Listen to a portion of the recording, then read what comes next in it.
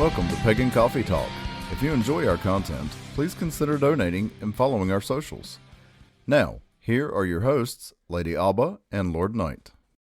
Okay, Lord Knight, I was looking over your notes for podcast topics. Oh, Lord. And one of them was, witches don't know how to farm anymore.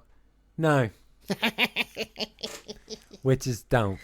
Okay, go ahead. Go ahead. right. Give it to us. All right, I'm going to go on my little soapbox here. Please all right? do. We need a better connection to our food. You need to be able to see your food. We do not need green lawns anymore. We need gardens in your front yard. It drives me up the wall. The most basic necessity we need to live, we leave up to freaking corporations and all this other stuff. That just drives me up the wall. Okay. So, take it a step further. All right. So, farming and gardening are different. Are different. Yes. Most people think farm, they think farm. Land, acreage, huge, right? Right. Massive responsibility. No. Okay. So you're seeing just the act of gardening, Right. right? Interchangeably. Right. Okay. All right. Because again, there's a lot you can do on a quarter of acre of land. There's a lot you can do in an apartment building on a balcony. So again, at what size do you become a farmer versus just gardening? Right. Okay. But you're really, talking more about that connection and knowing and understanding what it means to connect with the soil, to grow your own food, to reduce waste, cost, expense. Yeah. You know, have something reliable. I mean, I'm not sitting here saying you need to feed your whole entire family, but can you at least get one meal a year out of your yard? I'm going to take it a step further. I'm going to say it's not just gardening, farming. I think we have a slew of potentially lost or endangered arts. Yes. Growing your own food, cooking your own food, storing your own food, sewing, mending, repairing, building, fixing. Yep. All of the manual trades, if you will, are in danger right now. We are in a time where most people's answer to it's broken is throw it away. Right. It has a hole in it, throw it away. It's missing a button, throw it away. I can hear my grandmother I can hear the audible, whatever you want to call it, yelp that would have come out of her mouth if I were to take a shirt missing a button and head to the trash can. Right. Right? She would come flying out of nowhere, shuffling in her slippers with the needle already in hand, you know, because that's not a reason. We have forgotten how to do. Right. We look at packaging. We look at the insanity of what's going on with waste, with landfills, right? To me, this drives me crazy, right? So you go to the grocery store. I go to buy a bell pepper. Okay. Why does my bell pepper have to be wrapped in plastic? I don't understand. Why do I have to take my grocery bags to the grocery store, but yet everything I buy is wrapped in plastic? Is wrapped in plastic. But meanwhile, I can go to the farmer's market and nothing is packaged. None. You just put it in a grocery bag and you go about your business. But did you not see the story that was going around? There was a girl and she had this lemon tree out in her yard. She lives in Lake Florida. Okay. And somebody came over to her house one day. It was just like, why do you have lemons from the store? Because I use them to cook and all that. But why are you buying lemons? You have a lemon tree. I don't know how to get them off the tree. Oh, my God. She honestly thought there was a process that farmers have to do to make this suitable for eating after it comes off the tree. Oh, boy. She didn't understand you can walk up to a lemon tree, pull the lemon off, and use it. Yeah. As long as it's ripe. One of my favorite stories, when I was a baby, my grandparents came from Sicily to come visit my mom. I don't even think I was born yet.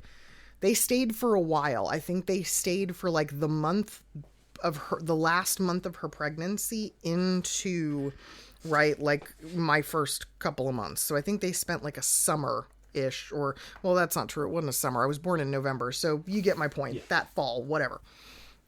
And two things happened that to my grandmother were devastating. The first was she showed up at the airport with a basket of figs to bring to her pregnant daughter, who just really wanted figs. Right. And for a Sicilian, farming agriculture family, that's not a weird request. No. You go to the fig tree in the backyard, you pull the figs, you bring a basket of figs.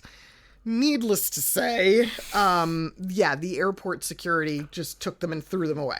Right. Because you can't transport fruit. Like that. No, you can't. So she was just in tears. Couldn't understand, right, why they took the figs away. And then, and this one's really funny, my dad, because he told this story through my entire childhood. My dad was very proud of his lawn. Okay. Uh-huh. He was also very proud of his garden. He had an acre garden, but he was also very proud of his lawn. And the entire time that my grandparents were there, he couldn't put weed killer on the lawn because my grandmother would go out into the grass and pull the dandelions. Yeah. And pluck to make salad for the dandelion greens because they're edible. And my dad was like, God damn it. My grandmother's out there. And the first week, my mom is having to explain to her, you can't eat those.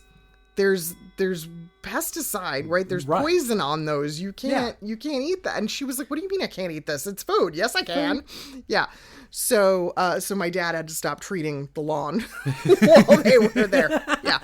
Because grandma was foraging in the grass. But that is so indicative of the difference. Of the mindset. Yes. These people never worried, your grandma, they never worried about not going hungry. No, it's weird. And they were very poor. Yes. They were extremely poor. And yet, you're right, because you could always raise a chicken. Right. You could always bake a loaf of bread. You could always grow something to eat. You could always go fishing.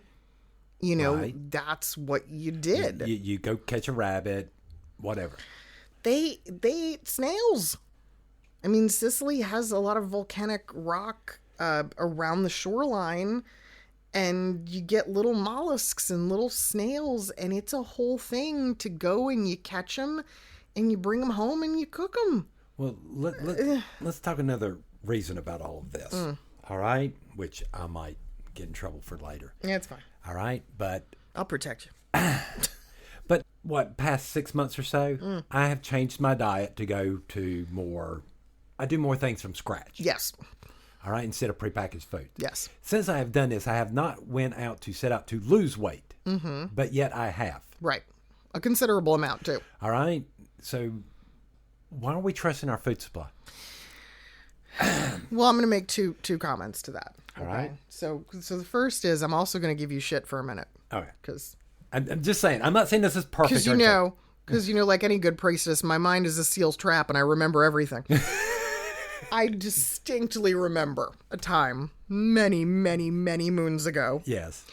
Where we had someone in Temple who was having a discussion about making marshmallows from scratch. Yeah, I remember that. And you went off on the funniest tangent I have ever heard.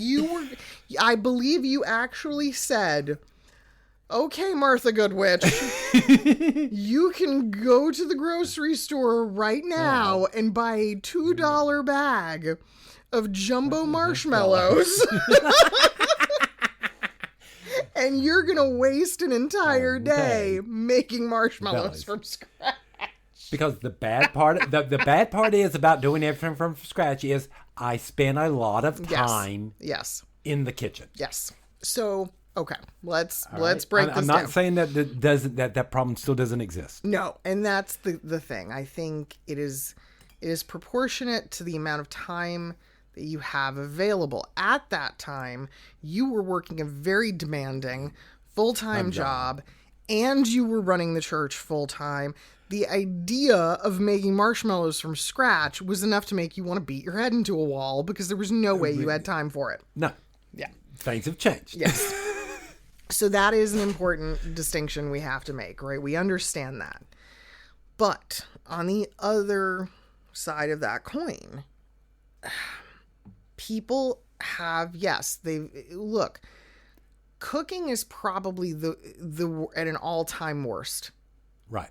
Younger generations do not cook. I know almost no one in their 20s who cooks, and only a handful of people in their 30s who do.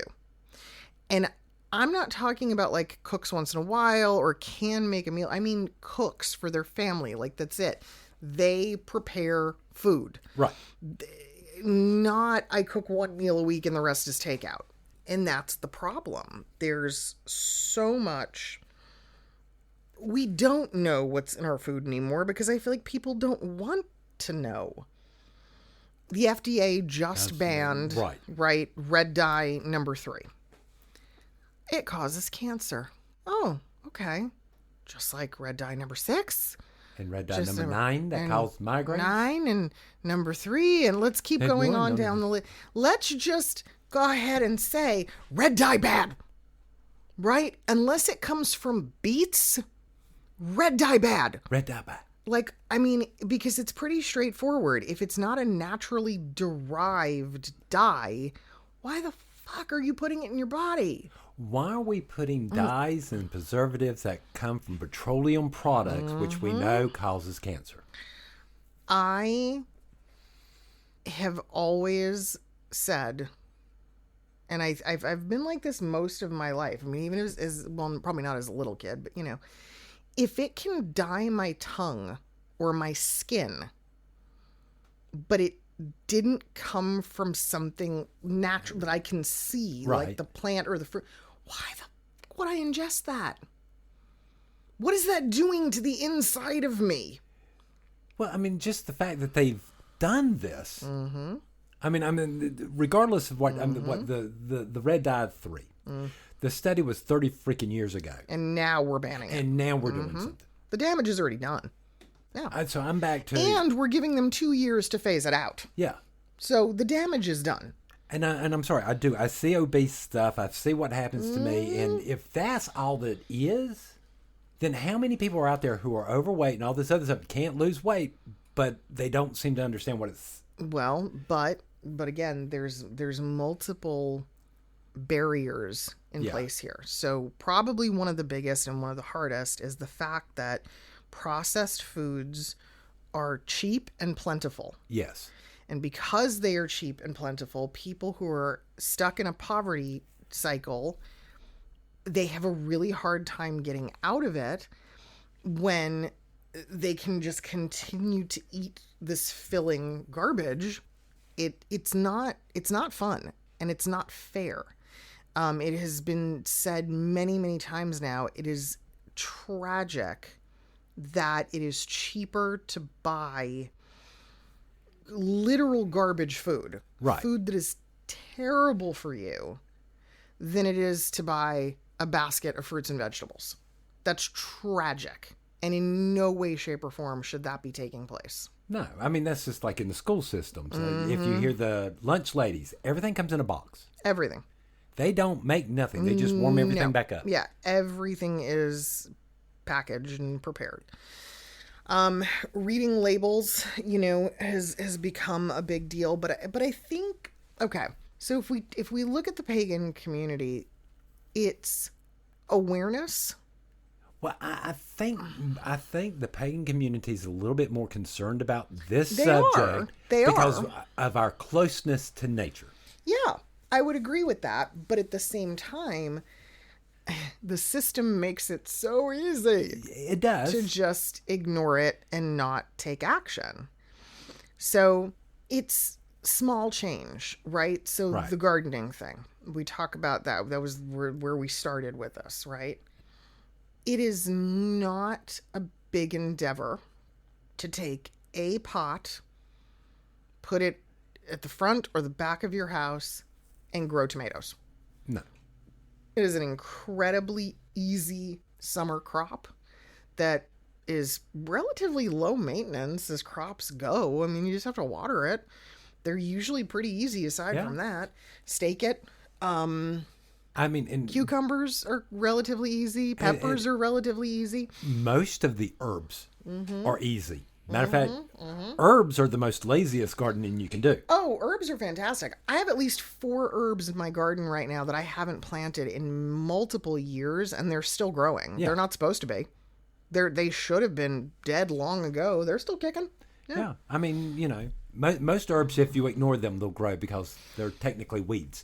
Yeah, but herbs can be intimidating to people because, again, it's kind of like you have to know how to cook or how to use the herb. Right. So I'm like, look, start with 1 or 2 vegetables and then start using them. Now, when your crop is finished, you're going to realize real quickly how painful it is to then go to the grocery store and buy that item. Yeah.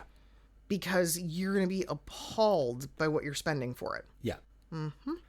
So start small and then add on. Learn one recipe. Right. Learn one thing and make it something, if you can, that is a staple that you can freeze quantities of. Because I also think that's a great way to see, like, why would I spend money on that? Why would I buy that? Now, you know me. I haven't... I don't know that I've ever bought jarred tomato sauce, but I thought that was a sin in your house. Yeah, right. It is. It is. It was recently brought to my attention that jarred pasta sauces $8, $9 a jar now. Yeah. And I'm like, what? That's insane to me. When I can go over to the can aisles, pick up a can of tomatoes. I can get a can of crushed and a can of whole. Give me 45 minutes. You got sauce. And I mean, and for, $4 if it's on sale. I mean, but even still, I go, sauce comes from my freezer. I just open it up and pull out a container from the last batch. Yeah, that, and also starting to buy in bulk and learn the basics of dispatching. Yeah. I am amazed by how many of our young pagans are disgusted by connecting with their food source. They don't want to touch it. Raw chicken, meats, seafood. They don't want to get their hands dirty. And I'm like, listen, yeah, I mean, if I could, and it all depends on like who we have in temple at any given time, but make no mistake, one of these days you're going to walk in the kitchen and find me butchering a whole raw something. And you're going to be like, what the hell are you doing? Oh, I'm teaching how to fillet right now. Okay. because those kinds of things are why we are struggling with a food crisis. People want to buy, their chicken breasts perfectly packaged and ready to go. And I'm like, why? I can buy split breast chickens with the ribs and the meat and the bone and for like a quarter of the price. Yeah. I just have to do a little bit of work when I get it home. And then I have the bones to make stock. To make stock, which I do regularly also. So, yes, it's funny to me because things like chicken breast cracks me up. Ask anybody our age the chicken that they ate most growing up, and the answer is always the same. Drumsticks. Yeah, drumsticks. Legs. Why? They're cheap. They're cheap. They're dark meat, which means they taste better. Yeah. And all kids like the... Yeah, all kids love a drumstick. And they're just easy. They're easy. Yeah. I mean, they cook quickly. Like, they're versatile as hell. There's so many different ways to prepare them. And now everything is white meat chicken, white meat chicken, white meat chicken, white meat chicken. White meat chicken is the most expensive part of the chicken. Yes. It's the most wasteful part of the frickin' chicken. And it's the one that's most shot up with hormones and BS to make it bigger and plumper. Yep. When I can go out and buy 2 pounds of chicken thighs. Oh, God, I love chicken thighs. For like half the cost. And here's the other one that gets people every time. Chicken breast is dry and tasteless. Yeah.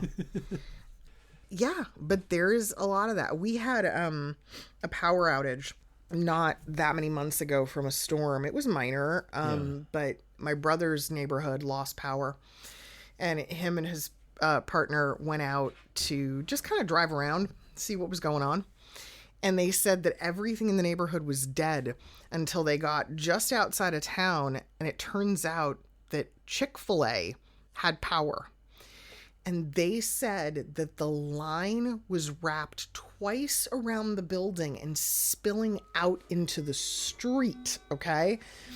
And Kenny said, what's going on? He goes, why are all these people at Chick-fil-A? And Brandon stopped and went, because none of them know what to do when the power's out to cook a meal.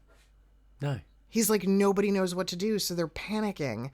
And they're buying dinner at Chick-fil-A because it's open and it has power. They cooked dinner that night on the barbecue. Yeah. I know.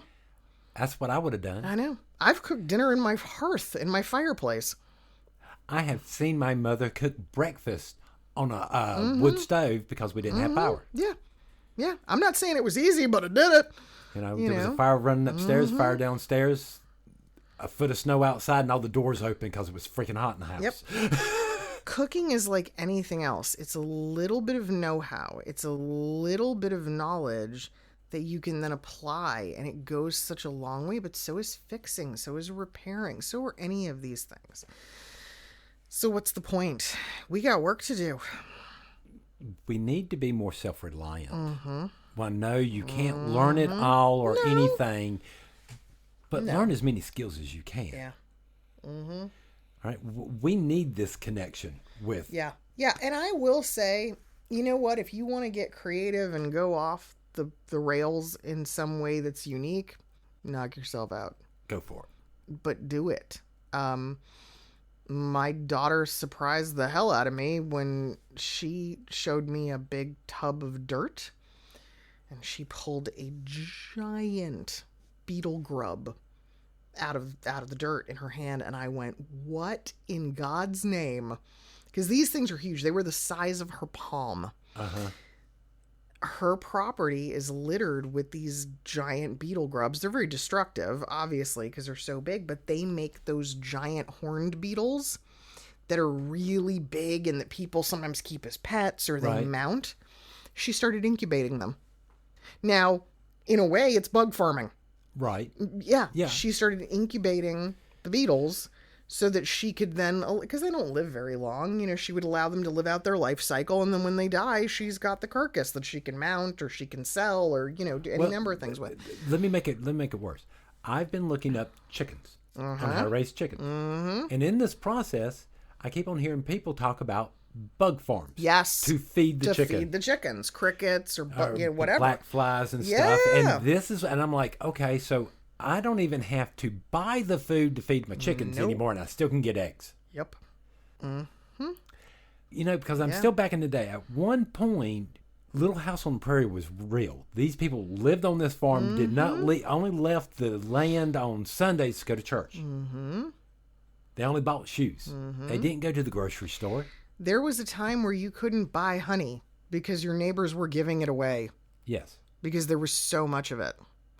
There's an interesting kind of phenomenon of with the decline of honeybees. Yes, we know pesticides and all of that have a lot to do with it.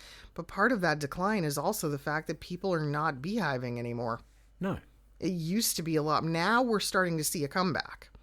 But for a large period of time, people stopped doing it. Yeah. We have a weird, I don't want to say obligation, but cultivating something is one of the most fulfilling things you can do. Yeah.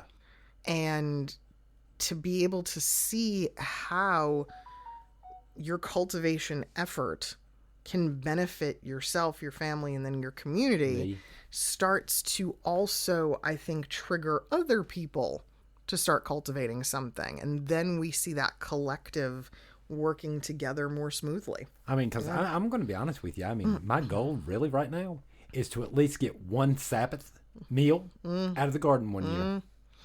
To be quite honest with you. Oh, I know. I was sad. I took last year off from my gardening because my gardens are all containers and raised beds. Right. And periodically you have to rest the soil because otherwise you deplete it. So I did a complete rest. So I had nothing last year. And it pained me because every time I went to the farmer's market, I was begrudging because I'm like, why am I paying for this? Yeah. But anyway, it's a lost art, and we've got to get these things back. We are in danger of losing some very basic knowledge. I mean, come on. I mean, just witchcraft alone. How can we be witches who aren't connected to a harvest? Right. That's my point, is how can we be pagan? Single holiday, every single event on our calendar is connected to the harvest, and we actually have witches who have never experienced a harvest. Nope.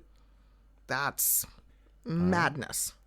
What it's like to have to go out there because you got to take all the tomatoes off you because it's going to freeze tonight and you ain't got.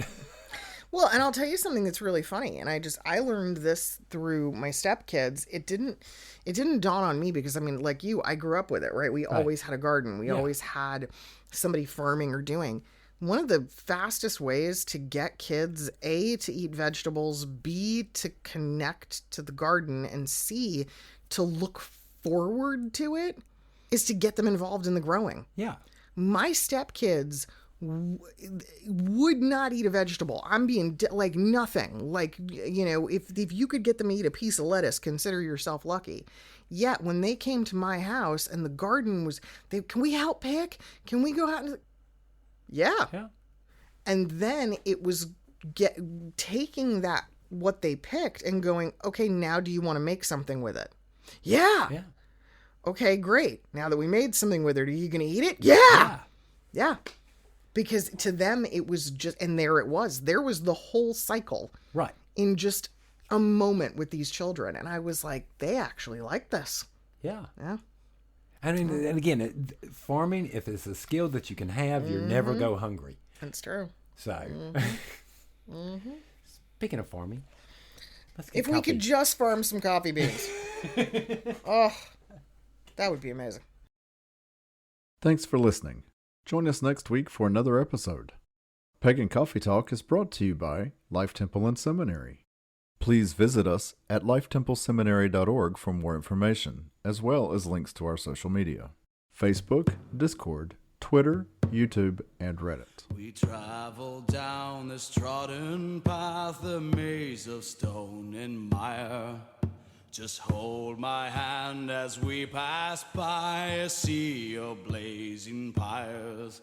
And so it is the end of our days, so walk with me till morning breaks. And so it is the end of our days, so walk with me till morning